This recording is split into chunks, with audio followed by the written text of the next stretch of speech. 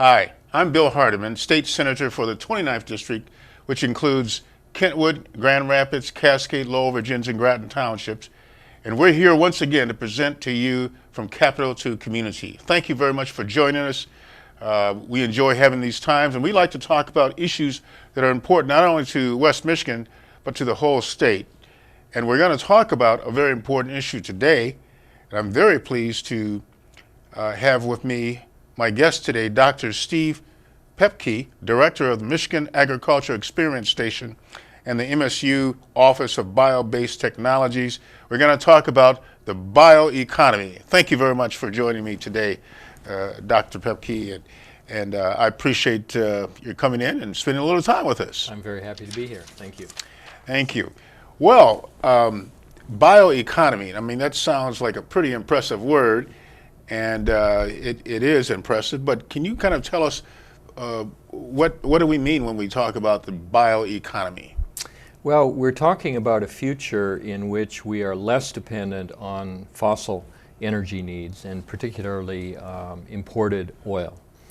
We know we're going to have a dependence on that for a long time to some extent, but we want to the extent that we can, replace that with renewable energy that we can produce using the soil of this state by producing biomass. And every gallon of energy that we can produce, of gas, let's say, or ethanol that we can produce that way, it's a gallon that we don't have to purchase and bring in from someplace else. So a huge economic opportunity for the state of Michigan. Well, that's great. So bioeconomy really means alternative fuels or not only just fuels, but other products that are, could I say, natural and renewable. Renewable. Yes, that's the key word. Renewable in the sense that every year we can grow, using the soil of Michigan, we can grow biomass, and with these new technologies we can turn that into energy, and particularly into motor fuels, which is what we're mostly focused on. So the neat thing is we're not drawing from a reservoir that's going to go dry someday. Those oil wells will go dry. We're building something that's renewable and will provide jobs and economic opportunity here in Michigan perpetually. Now, when you talk about replacing fuels for cars and the like, that should perk the interest of all of our viewers and listeners there, because that's obviously very important. And while perhaps the gas prices have dropped in the more recent months, what was it, last summer they were up at $4 a gallon, pretty expensive. And so I think at that point in time, it seems like everyone was talking about renewable energy and kind of leaving the dependence on foreign companies for oil.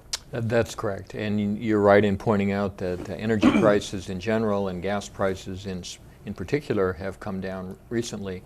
They won't stay down. That's right. We want to take advantage of this little lull to position us so that we are less dependent on foreign energy in the future than we are now. And of course, if we can bring the prices down, that's something that everyone in Michigan will be in favor of. Well, that's a very laudable goal. Now, when we talk about biomass, I mean, we're talking about a whole variety of things, and you mentioned ethanol.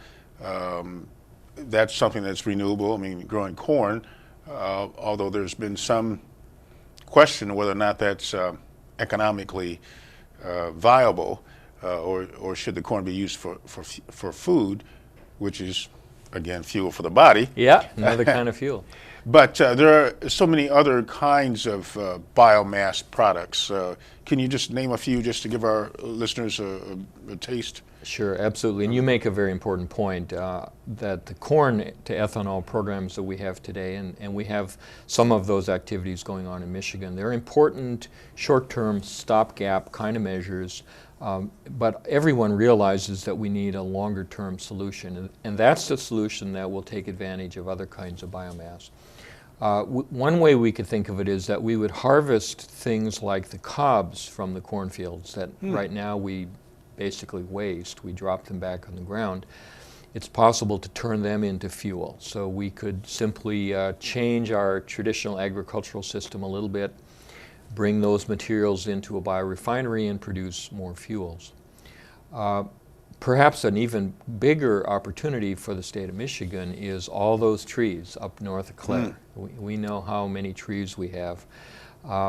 It's possible to turn wood into fuels as well.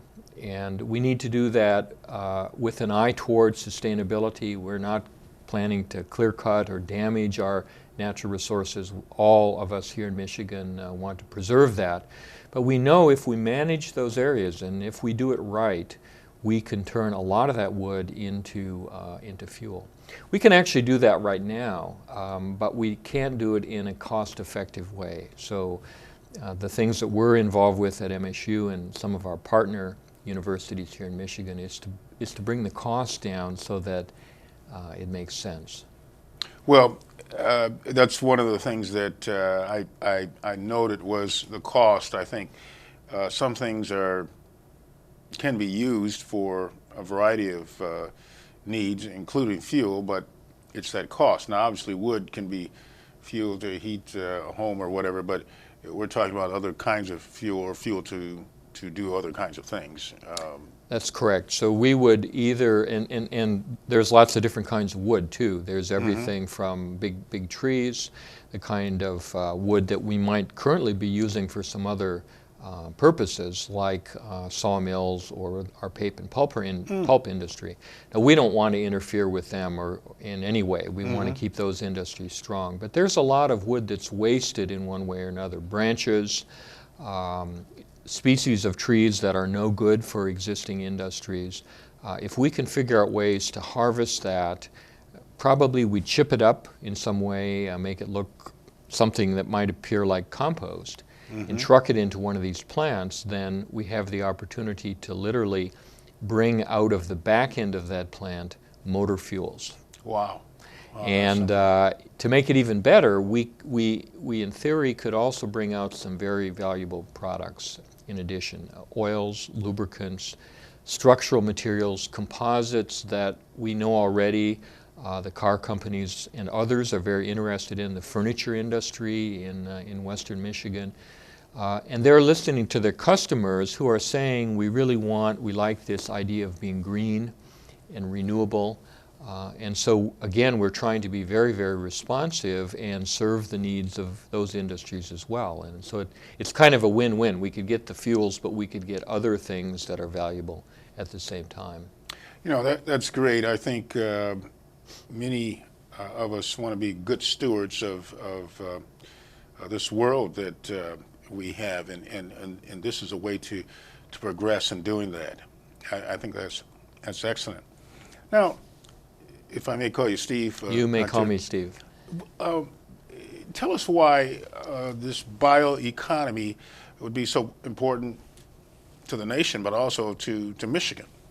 Well, the special importance in the state of Michigan is that it really represents a kind of transformative new economy. And we all know that we need that in this state. We've been struggling for a number of years. Absolutely. And so we have the potential to get in very fast and very early in the new economy, not just to participate in it in the sense of maybe growing the biomass and having some of these biorefineries in the state, but we could also be producing the technologies and the equipment which are used in other places as well.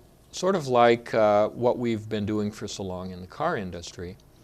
And it's interesting that some of those very skills, the ability to bend metal and make big machines and transmissions and gears and those kind of things, that's exactly the kind of equipment that will go into the bioeconomy. So it's a kind of a win-win, but at the end of the day, it goes back to the fact that we have a lot of biomass that we can pour into this system and in theory produce a lot of renewable fuels here.